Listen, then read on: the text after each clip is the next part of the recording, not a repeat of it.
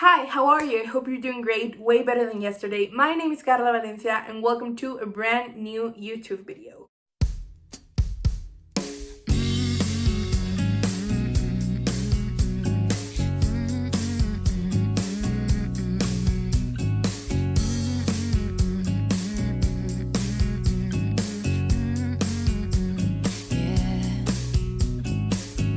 Hey, it's me, Unique One. So, as you can probably tell by the title, today I will be talking about The Spanish Love Deception by Elena Armas.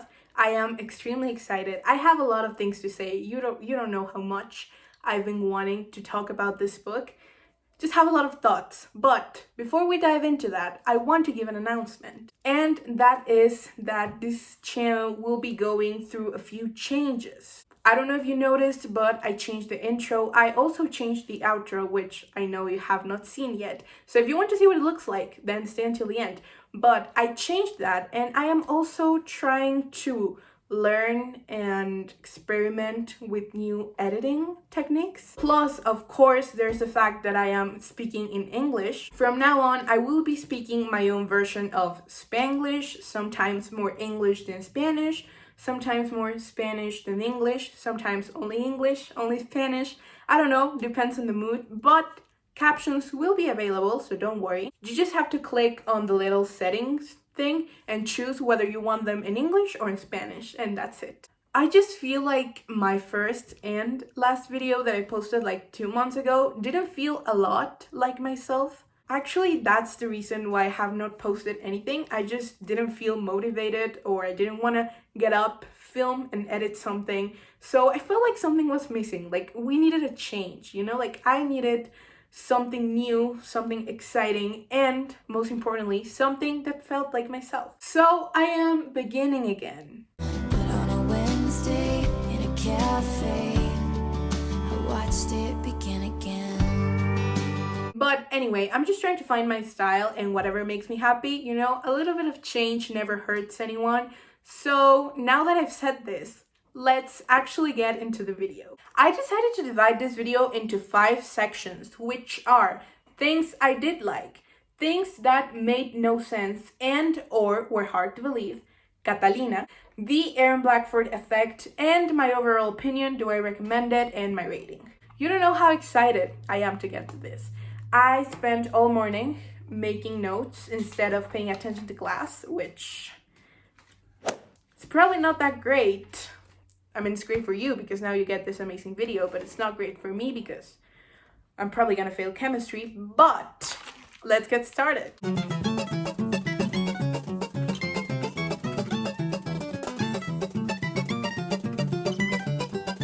Aaron Blackford. How could I not like this man? How could someone read this book and dislike Aaron? I don't know. I mean, I feel it's like what happens with all fictional men that are written by women specifically, because women know what we want. So when a female author writes a male character, the guy is going to be the closest to perfection that we have because he was written by a woman, you know? All men written by women, they're great. They're always great, and Aaron Blackford isn't the exception. Besides Aaron being handsome and nice and everything a man should be, I really like how we got to know the character. I love how we saw Aaron going from being the heartless co-worker to being the love of the main character's life. I liked his moments of vulnerability and tenderness. I just found them very cute. I definitely feel like his character and his character development were one of the best things of the book. The second thing I absolutely loved, which of course is also related to Aaron, are the granola bars. In case you haven't read the book, I'm going to tell you very quickly that Aaron gives Catalina, the main character, some granola bars, like twice in the book, I think. I don't really remember, but a couple of times. Like, after she passes out in that one scene, he gives her a granola bar and Catalina realizes that it was homemade. I love that. It has absolutely nothing to do with the story. It adds absolutely nothing to the plot. But it is such a random and mundane thing that I really appreciate it, you know? Honestly, knowing that Aaron Blackford likes to cook and bake granola bars really made me love him more. The third thing I liked about this book were the spicy scenes. And when I say spicy scenes, I also mean that one soccer game scene where Aaron is just running around and it's basically just Lena, the whole chapter describing how beautiful Aaron is. I love that. Of course, the scene where they first kiss, the scene of the wedding night. Hoy en la mañana revisé algunas de las anotaciones que hice en el libro para poder hacer las notas. Y en la escena de la noche de la boda escribí Ay Jesucristo bendito, and creo que eso explica absolutamente todo. They live rent-free on my mind, and I have to accept to Elena Armas that they were great, that she did a very good job describing and explaining and narrating and everything. The next thing I liked was that I felt like Elena really gave importance to the Aaron is my boss, I can't do this business. I feel like as readers, it's easy to forget that Aaron is supposed to be her boss or her soon-to-be boss. You know, we're all in love with him and we're all falling with Lena, so we don't really think about it. But it was something that was happening, you know? And even though I hate Catalina, we'll get into that later, I did understand her when she got scared thinking about what was going to happen when they got back to New York. I think Brooklyn. I do not remember where they are from. Sorry, not sorry.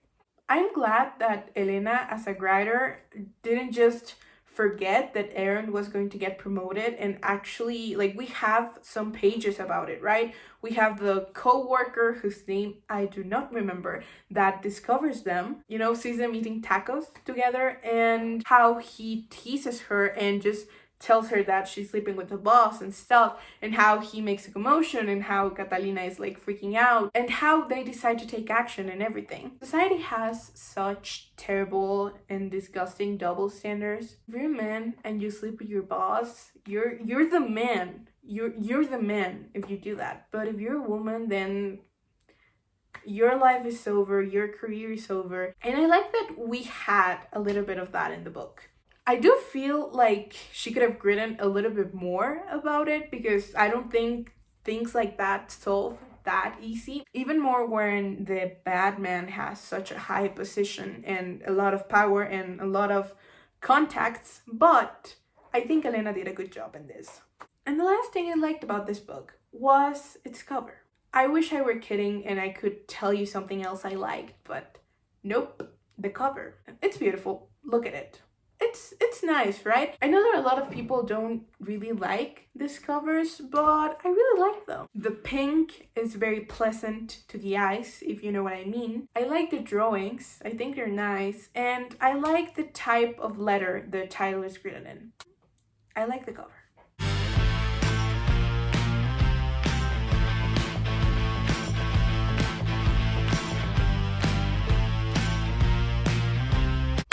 Now that I've talked about the good things, let's get into the bad things. The things that I didn't enjoy.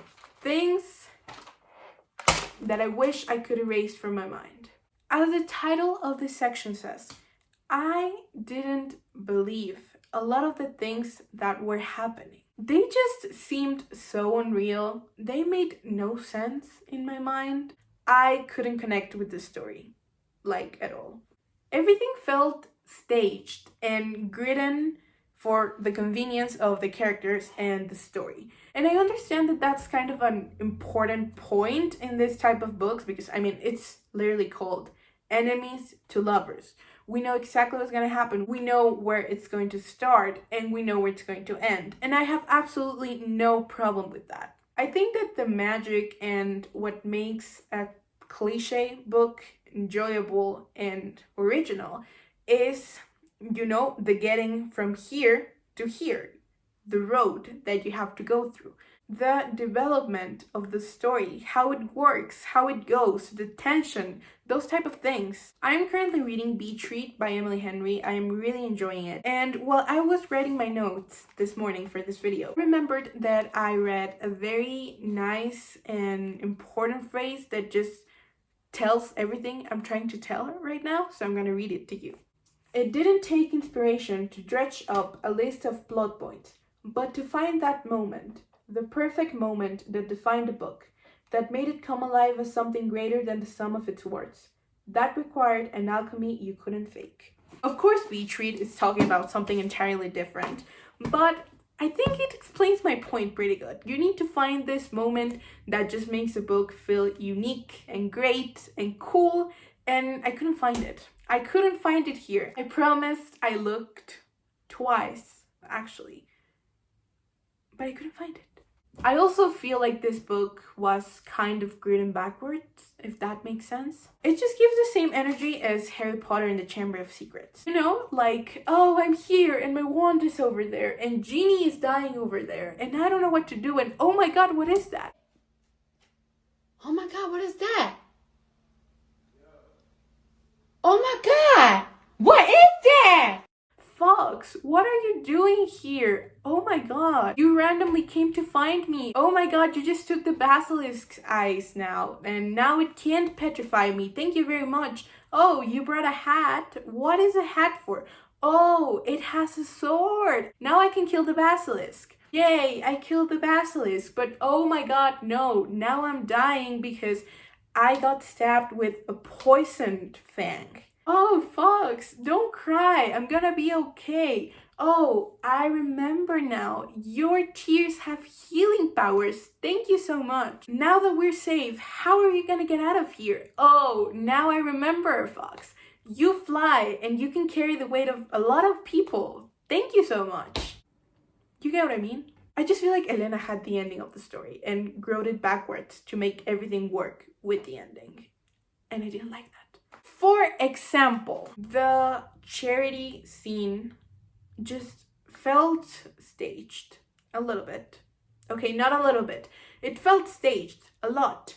I just feel like this whole Lena raising her hand for the wrong man and Aaron being like, and then Lena being like, I'm sorry, and Aaron being like, you're not sorry. And Lena being like, yes, I am, I promise. And the guy then just laughing. I feel like that whole scene was just written to make Aaron laugh and smile. Now, don't get me wrong. I like to see Aaron smile and laugh. I love it. We love it. But this isn't the way. This is not the way. Mandalorians would be extremely disappointed. Also, why would Aaron be her date to the wedding? If I understand correctly, they barely talked. They didn't know anything about each other. And before you comment that Aaron was supposed to be mesmerized by her and just be very interested in her, it still makes no sense to me. Like, how did he find out about the wedding? And why was he begging, like, please, please, please, please, please, let me be your date to the wedding? Like, why? I had a reason. What was the reason? I had a reason. What was the reason? I had a reason. What was the reason? I just explained the reason. What was the reason, bitch? I don't get it. And not getting it makes me feel very disconnected to the story and makes me think that it makes no sense and makes me think that it's unbelievable and that I know it's kind of fiction, romance rarely happens in real life, but still I couldn't believe it. Something else I did not comprehend at all, and this one isn't related to the plot, is that this book is supposed to be the type of book that is really quick, really easy, you know, addictive and everything. And it was extremely painfully slow. I mean, I was halfway through the thing and they hadn't even made it to Spain yet. Like, what was the reason for that? What was the reason? I just explained the reason. What was the reason, bitch? The book is called The Spanish Love Deception. Spanish. From Spain. In Spain.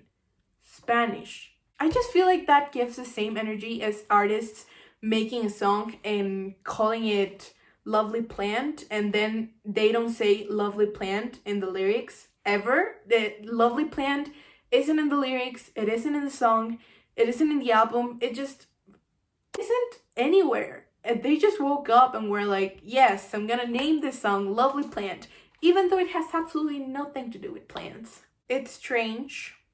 Maybe. Who am I to judge? It's strange. Maybe. Who am I to judge? This hot press it. Ah! What the fuck? Can I be honest with you for a second here? Can you keep a secret? I was extremely excited to make this video. Not because I wanted to talk about Aaron Blackford, but because I wanted to sit down here. I don't know if you can tell, but I'm sitting down. And complain and rant about Catalina, the main character. I hate her. I hate her. I dislike her. I don't like her. I loathe her. I find her annoying. I don't like her. I don't like her. She opens her mouth and I'm like, shut up. Just shut up. Please, shut up. She breathes and I go, I hate you. Get out of my house. I hate you. Get out of my house. I hate you! Get out of my house! I just feel like she's stupid. Sorry, not sorry. I just feel like she's stupid.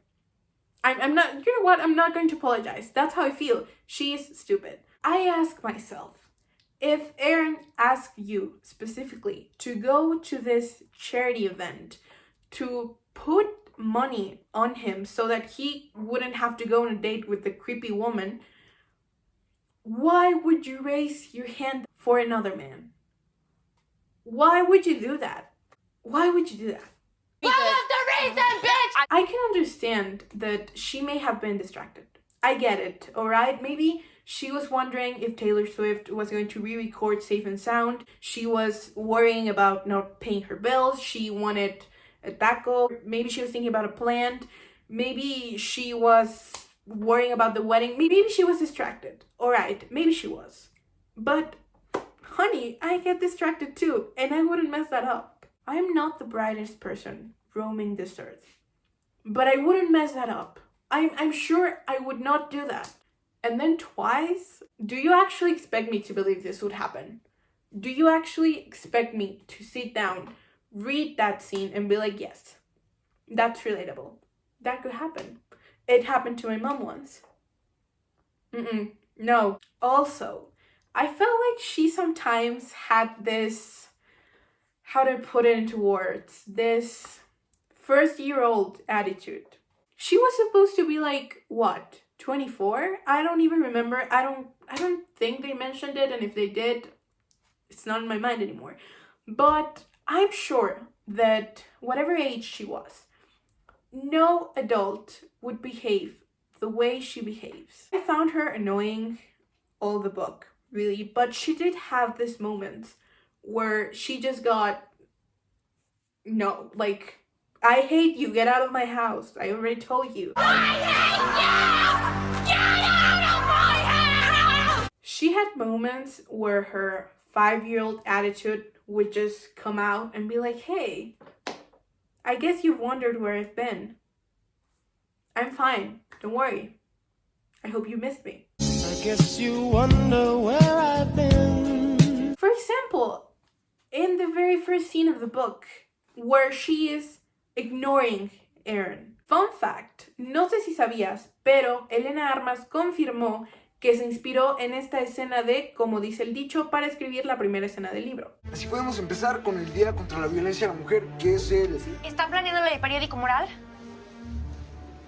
Porque a mí se me ocurría que podríamos traer fotografías de lo que pasa en las calles o hasta aquí en la escuela, incluso en los parques. ¿Qué les parece? Oigan, díganme algo. Yo también soy parte del equipo.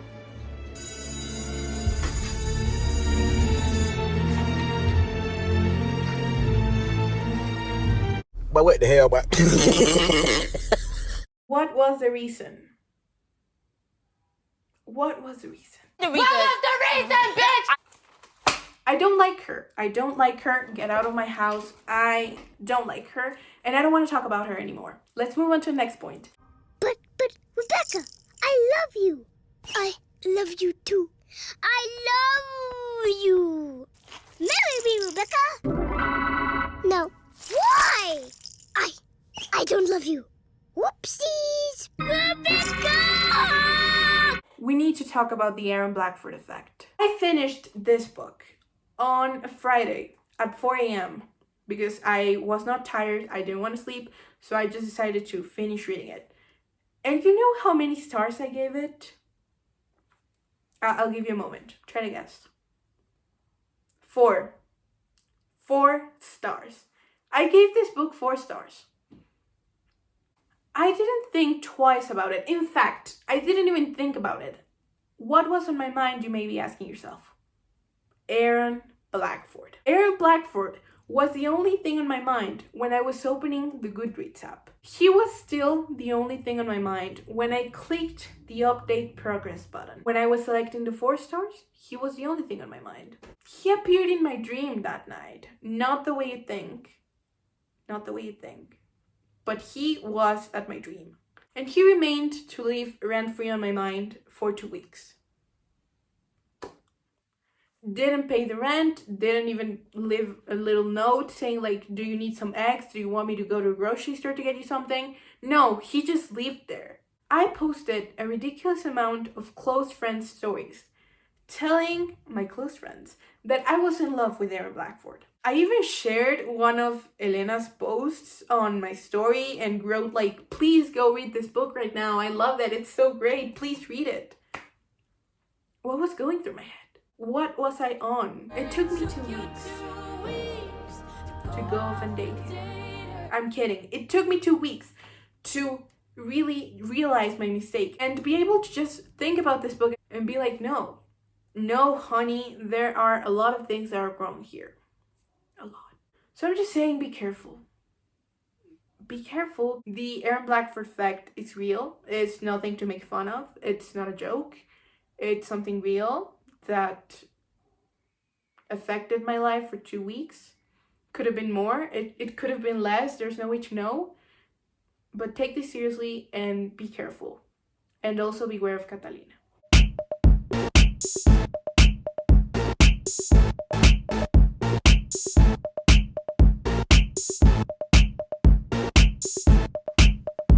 And now we finally made it to the last section of this video. I gave this book 3 stars. 1.5 was because of Aaron. 1/2 was because of his granola bars. Another half was for what I talked about earlier. Aaron being promoted, Catalina being scared, and how Elena treated this thing. It meant a lot to me. And the last half star was because of the cover. I really like the cover. I do like the cover. I have to admit it. I don't know what you think about this type of covers. I really like them. I really like them. Do you like them? I like them. They're not my favorite. They're not my favorite. But they're good. And I like them. I feel like 3 stars, it's really what it deserves. Now, do I recommend it? Depends. Do you like enemies to lovers? I'm guessing and hoping that the answer was yes. What type of enemies to lovers do you like? Because if you are demanding with your stories, if you actually want the characters to have a logical story and tension and that kind of stuff, you may not like this book. In fact, you may actually feel like it's an offense to the enemies to lovers books.